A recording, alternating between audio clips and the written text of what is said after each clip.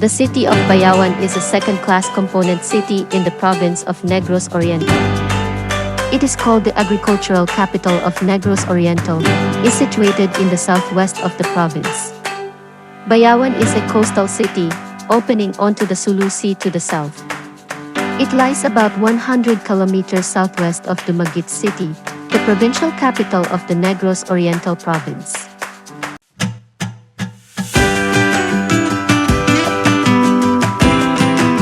Ako si Engineer Kenneth Artes, ang City Agriculturist sa Dakbayan sa Bayawan, Negros Oriental. Kami usa ka local government unit nga dawat gyud og daghang nabang ug ayuda gikan sa atong Rice Competitiveness Enhancement Program or atong RCEP. Ang Dakbayan sa Bayawan, aduna kami mga 4,300 hectares nga rice land with a cropping intensity of mga 1.6 cropping per year, no. Base sa among datos, aduna kami mga napulo ka libo, 10,000 nga mga rice farmers all throughout the city. Ang RCEP program, ug ato siyang tanawon, aduna siya upat man may components ang ginatawag. Naay sa mechanization, naay sa seed production certification, aduna usab sa capability building or ang sa pagbansay-bansay, ug aduna usab sa kaning sa financial assistance. So makaingon mi nga kaning upat ka mga components sa RCEP, natabangan gyud nato ang atong mga pag-uma diri sa Dakbayan sa Bayawan. Sa mechanization, sa pagkakaroon aduna tay unom na ka mga association nga natabangan sa PhilMec pinaagi sa RCEP program. Pinaagi sa mga grant, no, sa Asian agricultural machineries. Sama sa mga rotavator, traktura with rotavator, ay mga combine harvesters, reapers, no? Apila gani ang mga power tillers. O lately, kaning nagsugod na po na ini-qualify nga duwa ka association nato nga mo-qualify sila for post-harvest or drying facility.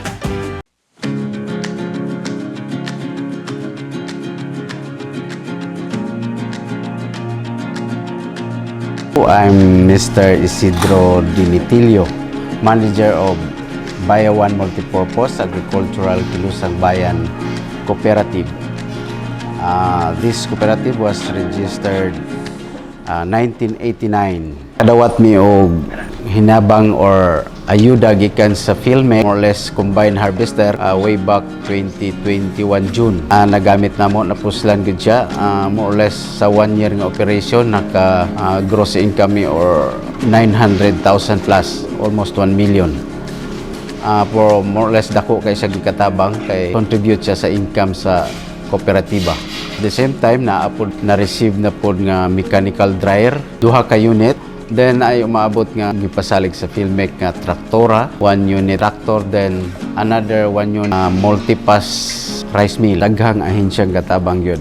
Una is land bank, sana siya sa financial institution katabang namo, then DA through PhilMec, DA local katabang po siya sa farm imports including farm preparation. Of course, training sa PhilMec o ETI. PATCO.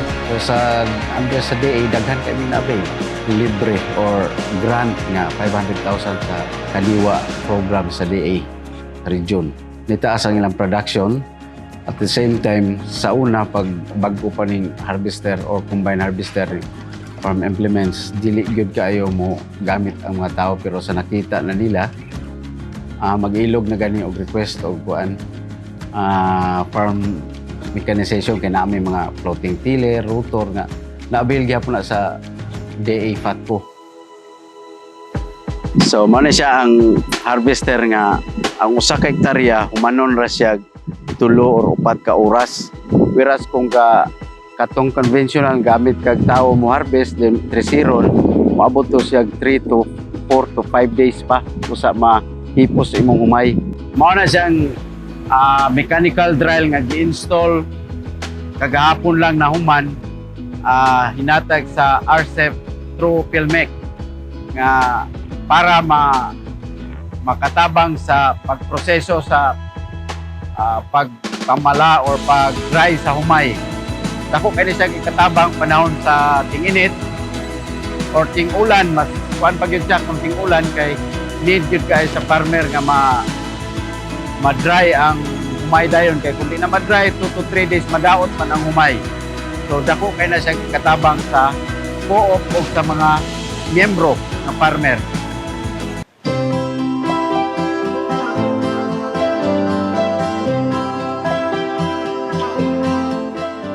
So ako di ay si Diosdado Octavio, taga Paperto, Tabuan, Bayawan City, Negros Oriental. Ako mo'y presidente sa maong asosasyon. Pagkaroon ng amo ginapadagan na god sa amo asosasyon is ang amo nga machinery nga nagikan sa PELMIC, Philippine Mechanization Program. Naka-kompleto nga mga unit sama sa 4-wheel tractor with implements, elevator, and trailer.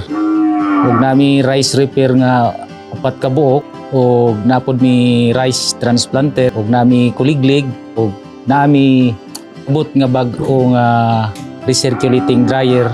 Pagkakaroon ang amo mga units, mga machinery, amo nang ginagamit. Dagan mi mga training na-avail sama sa pag-training sa ato mga TESDA. Nakapag-graduate na mi og upat ka batch. Sama sa transplanter na mo, naka-list mi og ang amo mga farmer naka-list og gasto. Dali ang pag-reparar. So kanatanan siya mga gamit ma'am gikan sa RSAFE. So nami una nga unit na dawat gikan sa National Pod sa DA pod gyapon nga program.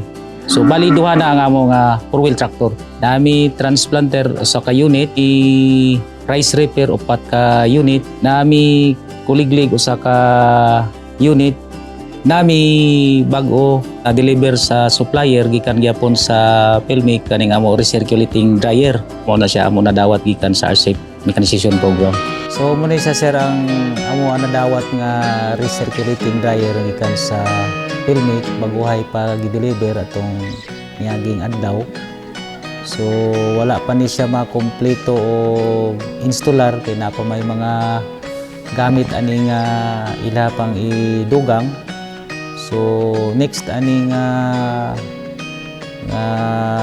pagbalik nila ila na siyang i-installer o nanay production ila i-test run o inspection sa PELMIC then i-turn over sa among Muni siya ang amo kuan. Muni siya ang amo nga transplanter na nadawat last 2021. Nagamit na ni siya mga almost mga diri sa mga 4 hectares ang naserbisyuhan o dito sa laing barangay mga 5 hectares pud ang naserbisyuhan namo.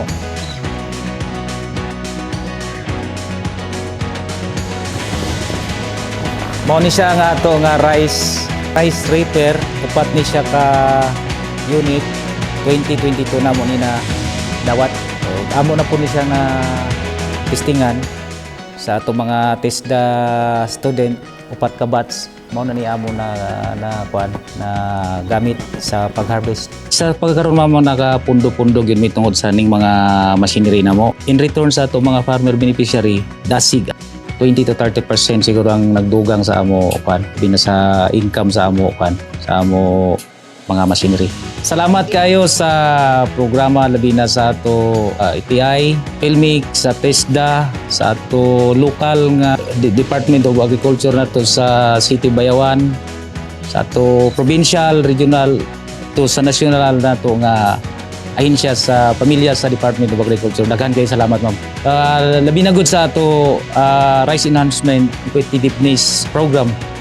Kami nagpasalamat sa ahensya tungod kay dako kayo ang natabang sa among pagpanguma. Din ang amo kita ni taas ug ang among gasto ni maba tungod aning programa sa atong Department of Agriculture. Salamat.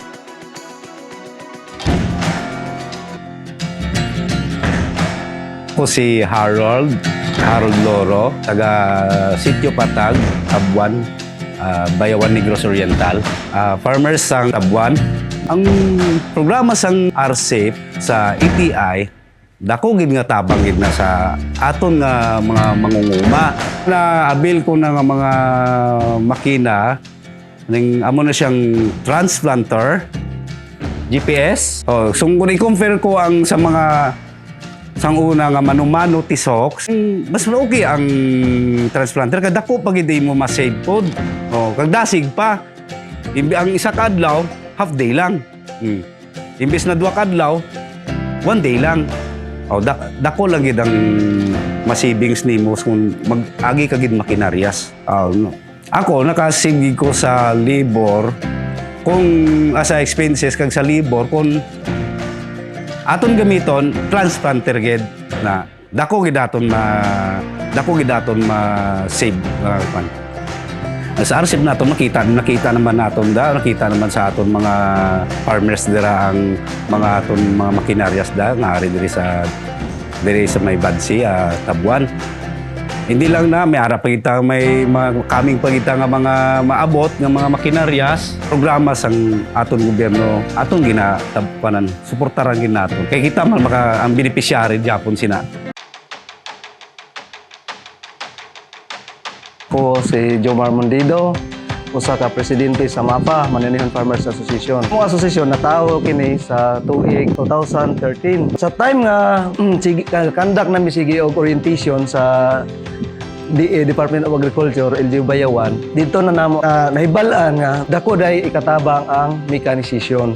Ang nagpaluyan ni ETI Region 7. Karon, pag-abot sa panahon nga ang gobyerno naa sila gi panghatag nga grant makinaryas.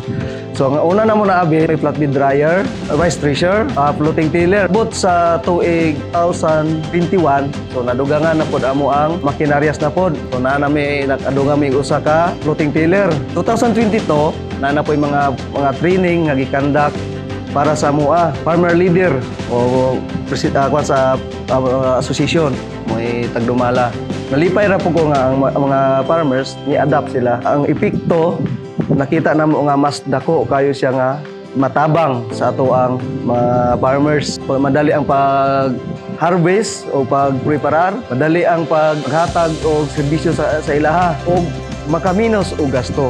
Ang time nimo, ang time consume is mamubo po din mong gasto. Mga teknolohiya nga mong ikuan ang ETI mo igatag o mga training service training sila sa mga libre.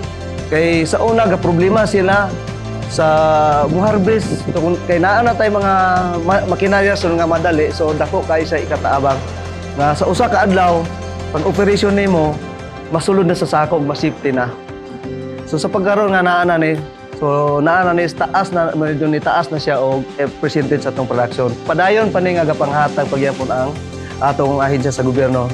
Labi na gyud sa RCEP, sa PhilMec og sa ETI nga gakandak kanunay og training sa mga bag-ong mga pamaagi, mga teknolohiya sa pagpanguma sa rice. Sa tanan nga mga commodities, dako ang nisaka nga rate or atag percentage. So nasa mga 15 ang nisaka, 15 to 20. Sa mga mag-umay, labi na gyud sa mga batanon karon, ilagod tun-an ang mga bag-ong pamaagi sa pagpanguma. Kaya nga naman, pag abot sa time nga ang mga mag-uuma na to edad-edara na, so walay makasupli, mag-engage mo ta og pagpanguma.